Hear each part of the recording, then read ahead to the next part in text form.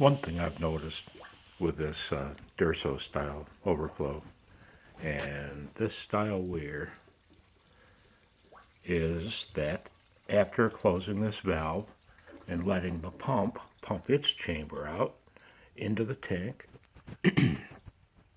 when I go to open the overflow valve again, if I open it all the way suddenly, what happens is I just suck the weir dry and it breaks the siphon. And my overflow tube goes down pretty far, about that far into the weir.